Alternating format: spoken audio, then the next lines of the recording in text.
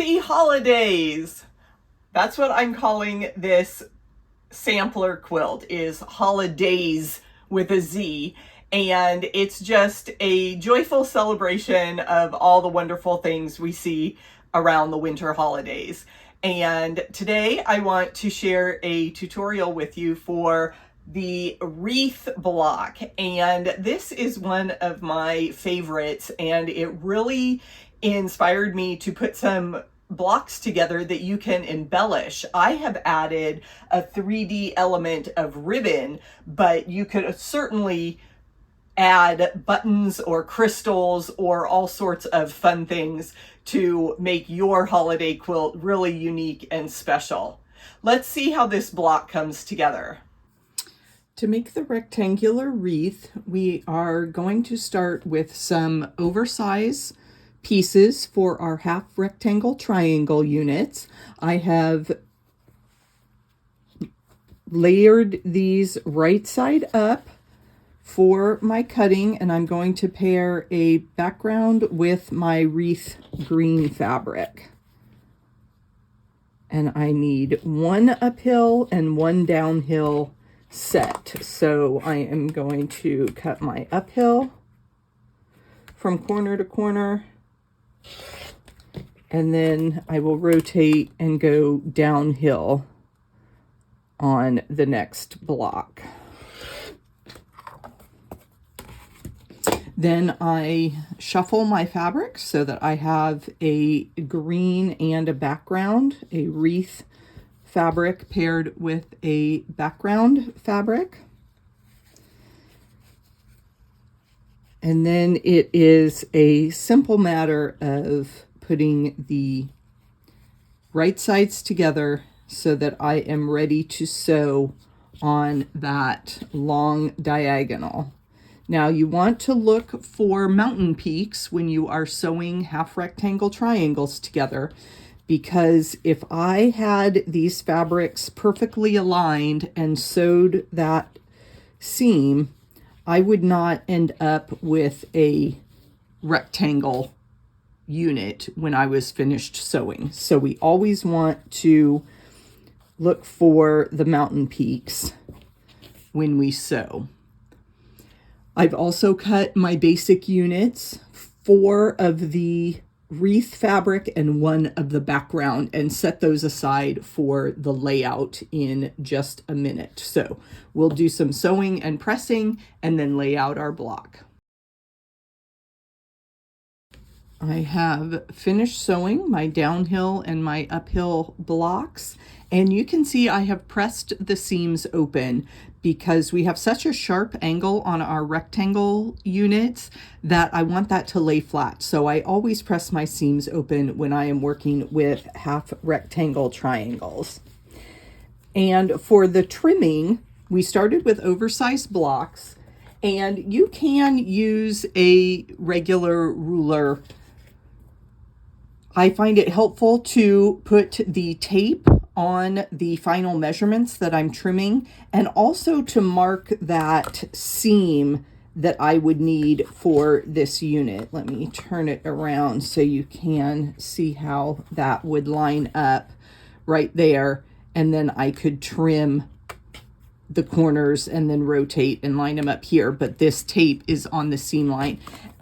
This angle is not the 45-degree angle from a normal ruler, and that just gets really confusing to me to have to mark my rulers all the time. So I developed the little bit different ruler that has these guidelines for my 6-inch by 9-inch blocks. This diagonal will work for any size unit that you want to put in your overall 6x9 block. So this seam line works for my 2x3 units. It would work for a 4x6, and of course it would work for the overall 6x9. So I find this specialty ruler very helpful for these units. So I'm going to turn it around and line it up with my 2x3 corner and trim all my blocks to the correct size quickly and easily.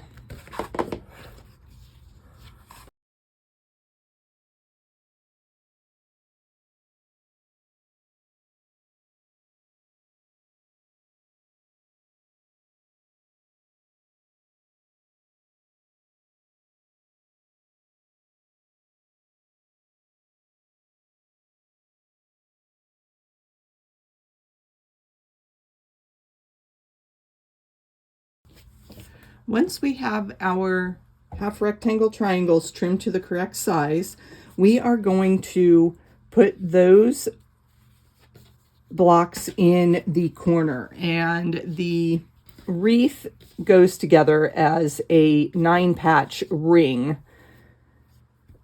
So we put our half rectangle triangles in the corners, we put a background fabric in the center, and then we complete the ring with the wreath green fabric. And then we are ready to sew our 9-patch. Here is the finished wreath block, and I want to explain my pressing before we move on. As I said, the half rectangle triangles are pressed open, but for a 9-patch, I want my seams to nest. So I press towards the plain fabric, the fabric that does not have a seam if it is next to a triangle. So the top row goes in, the middle row goes out, and the bottom row goes in. And then for the overall block, I try to press in one direction, and that way my block lays nice and flat. But this wreath needs to get dressed up for the holidays. So I am going to use some ribbon, and the simple thing I am going to do is create a bow here with my ribbon, and we'll get it about the right size and trim, and then I can finalize the size there and get that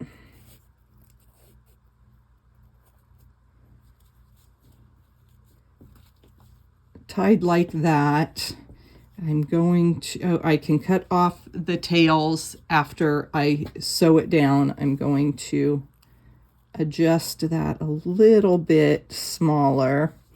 And then I'm simply going to stitch that on my machine with just some coordinating thread and a few straight stitches there in the center, and that will give me a nice 3-dimensional element in my quilt block. I have pinned my bow in place, and I've got coordinating thread in my machine. I'll tack it in place with some simple back and forth straight lines.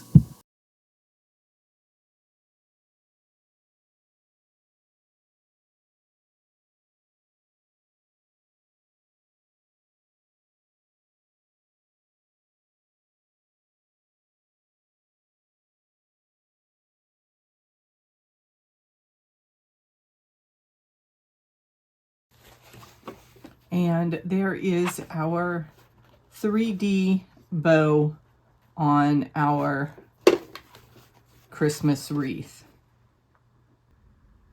Thanks for joining me for this portion of the Holidaze sampler. You can find all the details about this quilt on my website, truebluequilts.com.